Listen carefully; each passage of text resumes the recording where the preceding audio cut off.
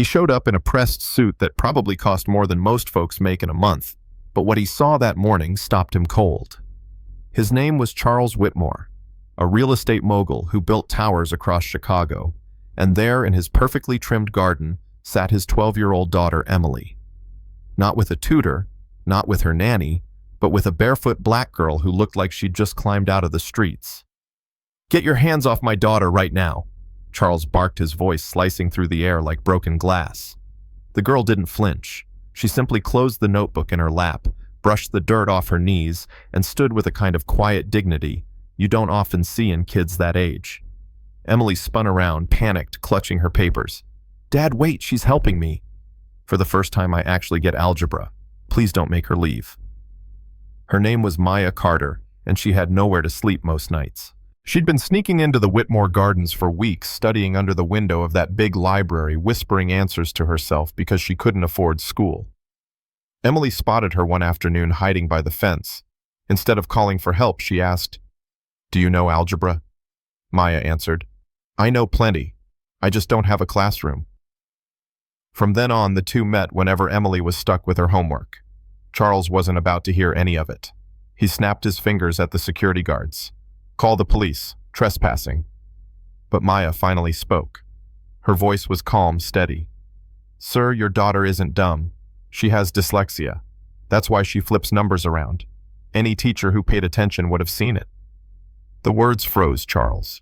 For 2 years, he'd hired tutors at $500 an hour. None had ever said that. Emily's eyes welled with tears. "She's right, Dad. She's the only one who made me feel normal." Charles clenched his jaw, furious at the girl's audacity, but deep down, something in him cracked. He ordered her gone anyway, 5 minutes to leave. Emily clung to Maya, whispering, "Thank you." Maya only smiled. "Don't thank me. Just don't forget who you are." And she walked out through the iron gates.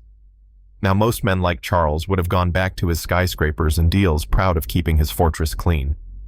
But that night, while Emily pushed food around her plate silent and sad, Charles couldn't shake the feeling he'd just slammed a door on something bigger than himself.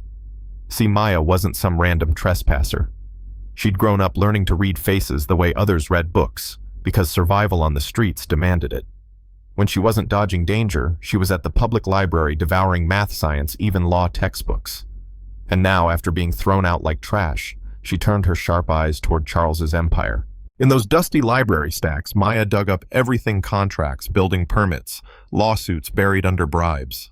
She discovered that Whitmore Properties had built entire housing complexes on contaminated land, mostly for black and immigrant families who couldn't fight back. 23 children had developed breathing problems. Doctors had been silenced, parents threatened with deportation. And there, stamped across the pages, was Charles Whitmore's signature. One afternoon, while printing files, Maya caught the attention of Janet Harris, a gray-haired law professor running a legal aid clinic. Janet leaned over, squinting at the stack of papers. "That company ruined people I know. What's your connection?" Maya hesitated, then said, "Let's just say I have unfinished business with Charles Whitmore." From that day, they worked side by side. Janet provided the law books, the contacts, the strategy. Maya brought the fire, the evidence, the courage. Meanwhile, Charles doubled down. He transferred Emily to a boarding school in Boston, far from bad influences. Emily cried, begged him not to, but he wouldn't listen. What he didn't know was that Emily had saved Maya's number, scrawled on the back of a math worksheet. The first night in Boston, she called. "Maya, he's sending me away. He says it's your fault." Maya's voice came soft through the static. "It's not your fault, Em. You're gonna thrive there. You'll prove you're smart in your own way. As for me, I've got another lesson to teach your dad. One money can't buy." Weeks later, Charles opened a letter at his office. It contained a single line. "Some lessons cost $200 million. Get ready for yours." He laughed, tossed it aside. Empty threats from a child. The laugh didn't last. Within days, CNN ran a breaking story: Whitmore Properties had knowingly built homes on toxic land. Reporters waved thick dossiers, emails, contracts, even recordings of Charles dismissing sick kids as acceptable losses. Federal agents stormed his office while the cameras rolled. The hashtag Whitmore corruption exploded across the internet. Charles's phone buzzed. Unknown number. He answered, his voice tight. "Hello, Mr. Whitmore. It's Maya. Remember me?" His throat went dry. "How did you—" "The same way I got your company files. The same way I accessed the calls you thought were private. When you live on the streets, you learn that information is the only currency that matters. That's illegal," he stammered. "You know what else is illegal?" she shot back. "Poisoning families for profit, silencing victims, threatening immigrants. You think rules only apply when it benefits you." On TV, anchors spoke of plunging stock prices, of families filing lawsuits, of federal indictments. Charles clutched the phone, sweat dripping down his temples. "What do you want from me?" "Money. Name your price." Maya laughed, a bright, unshaken laugh. "I don't want a cent. I want those families compensated. I want justice. And most of all, I want you to understand, underestimating people isn't just cruel, it's stupid."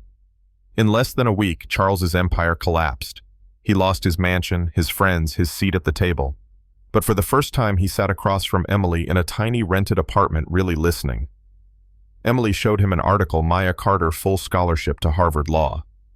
"Law?" Charles asked quietly. "Social justice," Emily said proudly. "She's going to fight for kids like her.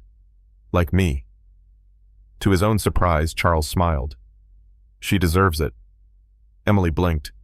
"You're not mad." "I'm ashamed," he admitted. "She showed me who I really was. I should have been proud of her too." Months later, Maya stood in the state capitol as a new bill was signed into law, the Emily Whitmore Act, guaranteeing free educational resources for children without homes. Emily stood right beside her, beaming. Watching on TV, Charles realized he had lost billions, but gained something priceless: humility, his daughter's trust, and maybe a sliver of redemption. And here's the part folks argue about. Was Maya right to dig into his life, even hacking her way into his secrets? Or did Charles deserve everything that came his way for building an empire on the backs of poor families? Some call Maya a hero. Others say she crossed the line. What do you think? Was justice served, or was this revenge dressed up as righteousness? Drop your thoughts below. Tell me if you've ever seen someone underestimated, maybe even yourself, rise up and prove the world wrong. Because sometimes the greatest lessons don't come from the people sitting at the top of the tower, but from the barefoot kid sitting in the grass holding nothing but a broken pencil and the kind of wisdom money can't buy. He showed up in a pressed suit that probably cost more than most folks make in a month, but what he saw that morning stopped him cold. His name was Charles Whitmore, a real estate mogul who built towers across Chicago, and there in his perfectly trimmed garden sat his 12-year-old daughter, Emily. Not with a tutor, not with her nanny,